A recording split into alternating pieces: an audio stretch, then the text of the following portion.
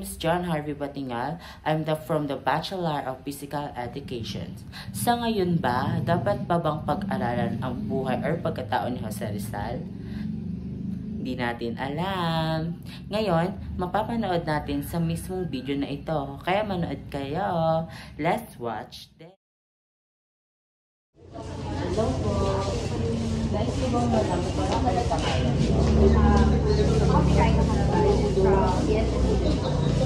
May naisang po ako sa tanong. Yung tanong ko na ito is common na siya. Sa panahon po ba ngayon is nagad pa bang kailangan pag-aralan ng buhay? Para sa akin, syempre napakahalagang pag-aralan ang life and work of the God. Kasi nakakatulong na parang sa kanila patuloy tayo. And syempre, it serves also as a reflection sa kung paano yung ginawa nila. And ayun, consider din naman na Teresa is really part of our story. Hello po. Nice ko pong malaman kung ano po yung pangalan niyo. Pangalan ko is Jel Atendido from BPED, 3rd year. May nais lang po kasi sa inyo itatanong. Yung tanong po nito is common na. Sa panahon po ba ngayon is yung buhay ba ni Rizal ay kailangan pa bang pag-aralan? Para sa akin, mahalaga pa rin pag-aralan ang life and works ni Rizal. Siyempre, natututo tayo tungkol sa buhay natin noon. So, hindi lang siya tungkol sa buhay ni Rizal, kundi may natututo rin tayo na mahalaga. Halimbawa na lang kapag nag-ibang bansa tayo. So, hindi tayo kumbaga sa loob-loob natin masasapawan na Pilipino lang tayo. Hindi ganon. So, through Rizal, mas natututo tayo na ang mga Pilipino pala ay resilient, mababait, at matatag. So, hindi tayo kumbaga katulad nung iniisip ng mga Spaniards na madali tayong apihin. Kumbaga, through life and works, kahit na sinasabi nila na hindi na mahalaga, hindi naman related. Pero, kung tatanungin nyo ako dito, mahalaga pa rin siya kasi kumbaga yun yung roots natin eh. So, kailangan pa rin yung pag-aralan at pahalaga. So, ayun. Thank you po. Ilan niyo po? Ako si Aaron Joseph Muro from BSIT. Sa panahon po ba ngayon is kailangan po bang pag-aralan yung buhay po ni Jose Rizal? Para sa akin, masasabi kong oo. Dahil ngayon, yung mga kabataan ngayon, parang mabibigyan sila ng mga insights about sa kasaysayan noon. Pwede rin siya maging inspirasyon ngayon ng mga kabataan dahil kay Rizal. Dahil nasabi ko din oo, kasi ngayon, nasabi ng mga required siyang pag-aralan. Thank you po. Our reflection.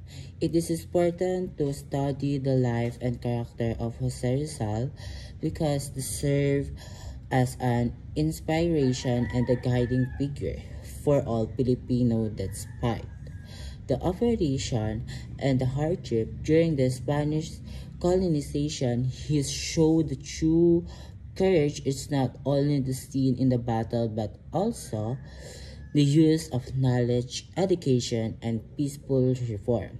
Through his writing, especially Noli Matangre and El Filiburismo, he's often the eyes of Filipino to the injustice of society and gave the courage of the fight for the freedom. His work continued to remind us of the value of the critical thinking, awareness, and the pursuit of the truth. As the students in the present time and as a student, the present time, I realize the lasting relevance of the Rizal. Example, his still love for the country, his dedication to the education, and his willingness to sacrifice the greater good. His life teaches us the progress begin with self-discipline, the determination to stand for what is right.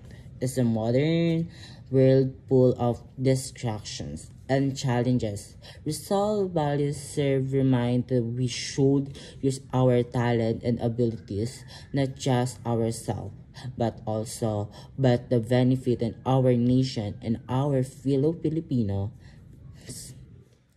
The studying his life is not only about the remembering history, but also about applying his the principle in the today of context. I learned that each of us that a role to play in nation building, whether through a small act and of kindness, excellent studies, or being responsible citizens.